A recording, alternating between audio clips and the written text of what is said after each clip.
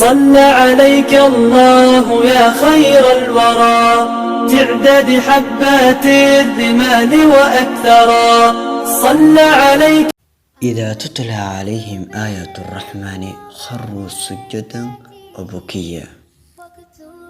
haddii lagu aqriyo aayaadka Ilaahay subxaanahu wa tacaala waxay daataan oo dhacaan iyagoo sujuudsan buu leeyahay Rabbi subxaanahu wa tacaala way ilminayaan.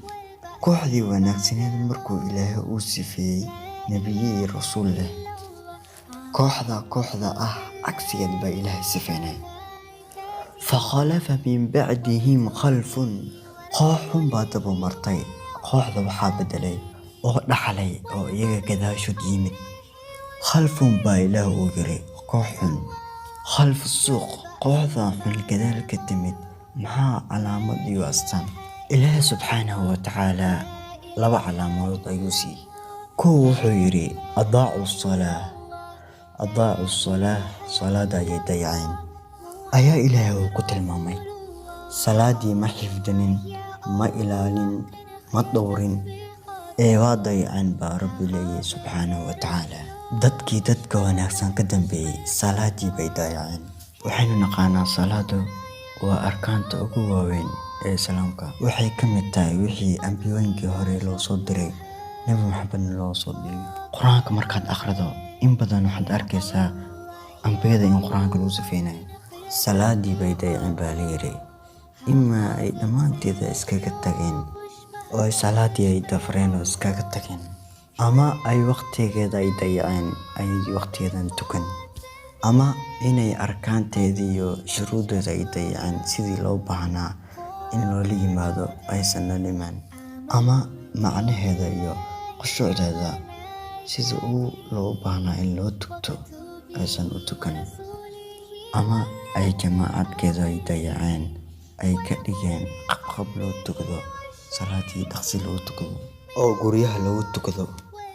si kastaba ha noqotee Ilaahay kuwan wuxuu ku tilmaamayaa salaadii way dayaceen. Rabbi subxaanahu wa tacaala aayadiisa quraanka kariimka waxa uu ku leeyahay alladhiina hum calaa salaatihim khaashi'uun. salaada markaad tukanaysaan qalbiyadiina waa inuu dhanka Alle u jiraa waa inuu qalbigiina xaadiraa. salaadan waa inaad ku khushuucdaan.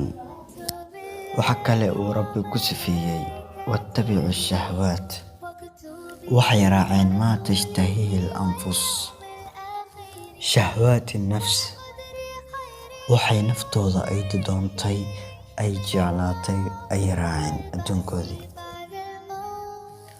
uma fiirinin xalaal iyo xaaraan uma fiirinin Rabbi maraali gelin doona uma aysan fiirinin way raaceen. kooxdaas baa Ilaah wuxuu leeyahay fasawfa yalqawna ghayyan simaan dambe ama waqti dambe waxay la kulmaan buu leeyahay Rabbi subxaanahu wa tacaala. al-ghaybu hiya alwa ashar waa baadannimo.